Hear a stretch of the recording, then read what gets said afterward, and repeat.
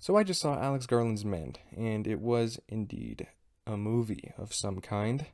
The plot follows a young woman after her ex-fiance's suicide as she vacations in the English countryside. It stars the girl from I'm Thinking of Ending Things, and she is fantastic. So just to kind of start, I guess I'll go over things that I liked. So I liked a lot of things in this movie. I really did. I was really into it the first hour or so, I gotta say. I thought it had amazing cinematography, a very weird vibe to it. I had no idea where it was going. Had some great creepy moments. Specifically, that tunnel scene was super, super good. And some really good scenes overall. I was into it for the first hour or so.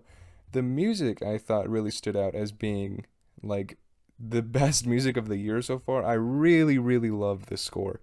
The way they use specific elements from the film in the score itself was so good, and the creepy vibes you get from them were so good. I loved the music. It was by far my favorite part of the whole movie. It's worth going seeing in theaters just to hear that score, honestly. So I really liked this movie for about an hour 15 minutes, and then it kind of jumped the shark towards the end. The ending. Let's. I'm not going to talk about the ending just yet. Go check this movie out if. But before you watch the rest of this, because I'm going to spoil it. It's really hard to talk about this movie without spoiling the absolute insane ending. I mean, it goes full blown, 100% crazy. And coming from Alex Garland, who is a guy who's known for his sci-fi, definitely just his sci-fi. His first two movies, as well as his series on FX, is all about sci-fi and futuristic things and stuff like that. So having this movie come out now in his career was very strange. Because, I mean, talk about an upticking guy. He's really, really on the rise in a lot of the indie genres, even in more like more mainstream things. I mean, not a lot of people saw Annihilation, but it had a lot of famous actresses in it, and I personally thought it was very, very good. So him to do this movie after building his career so much seems very strange. Because this movie seems like, I mean, out of left fucking field. It is so weird, so random. It feels like in this place and time. I don't. It was very confusing. Is all I'm trying to say. So spoilers from here on out. So as I said earlier, I liked almost all performances. The one I hated was the kid who called her a bitch towards like the middle-ish. The CGI on the actor's face is just unbearable to look at. Like it took me out of it immediately. I was like, what the fuck is even that? What is that? Now it kind of worked because it's going for such a weird vibe, a weird tone kind of. So having this weird CGI monstrosity as this kid calling her a fat bitch or whatever kind of fit that, but at the same time it was just so distracting. I couldn't look past it.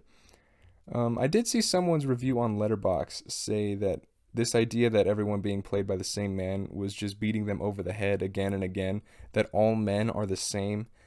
And as I kept thinking about it, that does seem to be one of the only things said in this entire film. Now, this film is extremely hard to dissect and even harder to watch. I think it would definitely take me another viewing to really get what he's the subtlety I think of what he's trying to say, because I think the overarching idea is that all men are the same. I think that's clearly what even the name's going for. So there has to be more to it though. I feel like there has to be more to it than just like one statement, because it goes so insane. Like that one statement doesn't deserve all of this insanity that comes at the end.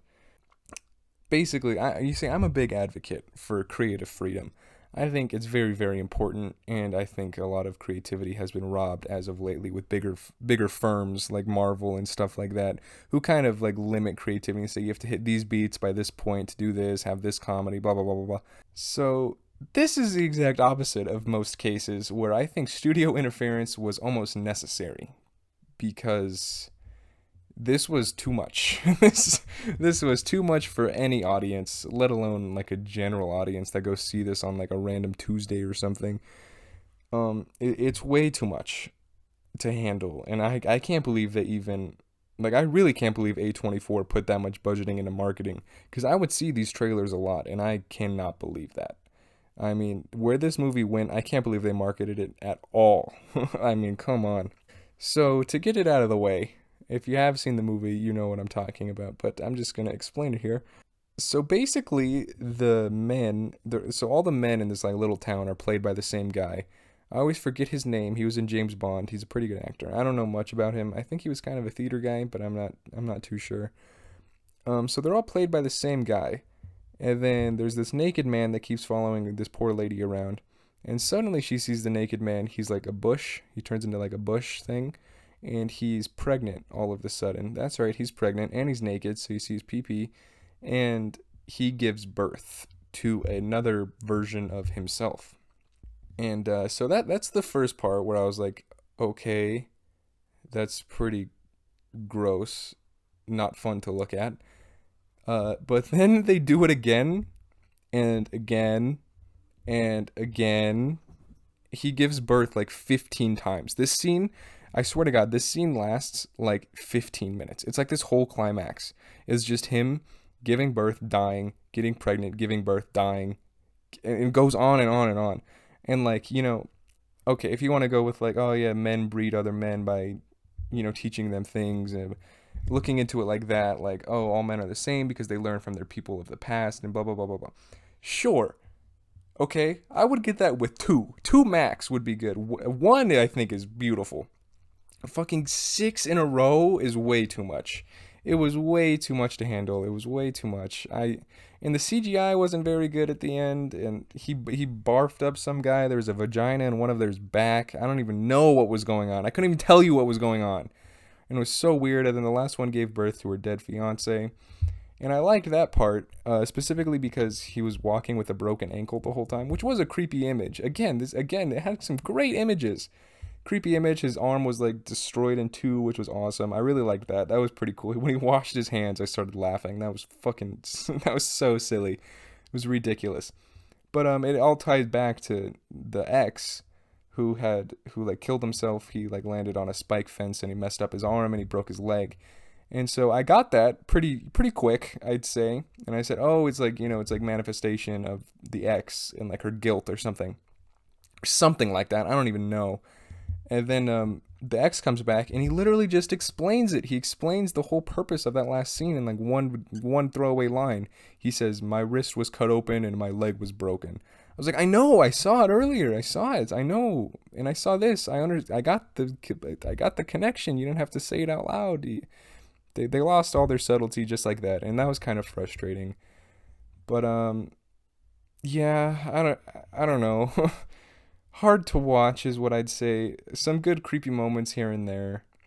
The other details that I liked, I guess, the teeth.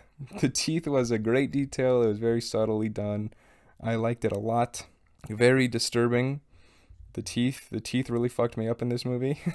And that end shot of her with the teeth, oh, that got me. Yeah, man, that got me good. I like that. That made me smile. That's the thing, though. I don't know if this movie was supposed to make me smile. Not the main part. The main part did not make me smile. That made me vomit. It made me smile in the way that like my jaw hit the floor that this was still going on. Like I couldn't believe it. That's basically all I have to say. I think it's worth a rewatch, and I think it's worth watching at least once. But if you can't handle disturbing imagery or like birthing and penises a lot, then don't watch this. Please don't watch this. This is not for everyone. It's not for many people. It's not even for me, really. I didn't love it, to be real with you. 6 out of 10, I think. 6 out of 10, I'd say. Just because that score, again, was so good. Cinematography was good. It's worth a watch, I think, if you're into this sort of thing.